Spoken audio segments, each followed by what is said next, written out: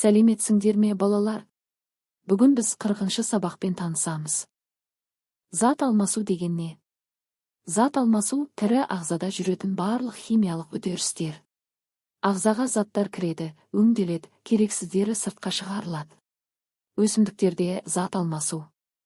Өсімдікке не кіреді?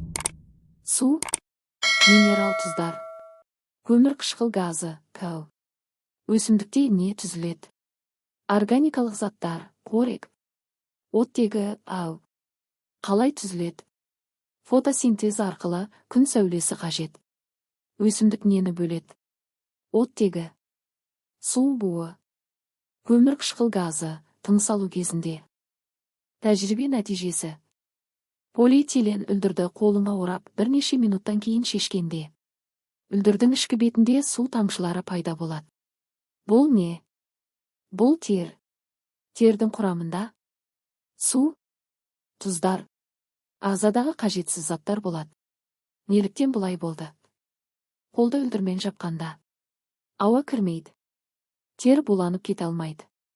Сондықтан су тамшыға айналып үлдірде жиналады. Қорытынды.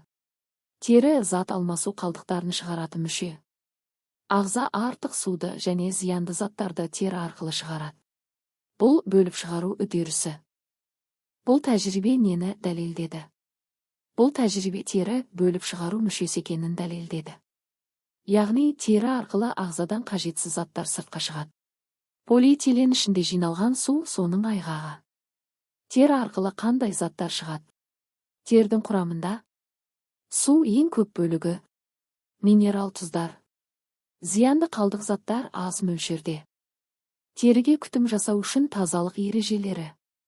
Күнде жуыну, қолды сабынмен жиі жуу, терлегеннен кейін душ қабылдау, таза киім кию, іш киімді күн сайын ауыстыру, тырнақты таза ұстау, біреудің сүлгісін қолданбау, спорттан кейін міндетті түрде жуыну.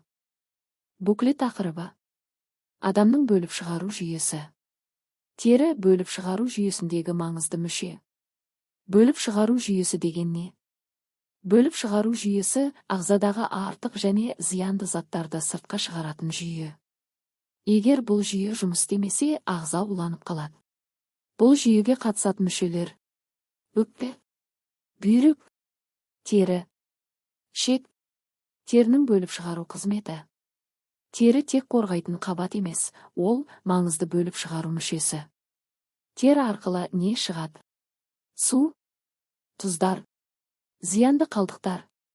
Терлеу арқылы дене тазарып, дене қызуы реттеледі. Осымен балалар, сабағымыз аяқталды. Келесі сабақты көру үшін менің каналыма тіркеліп, лайк басып пікір жазуды ұмытпа.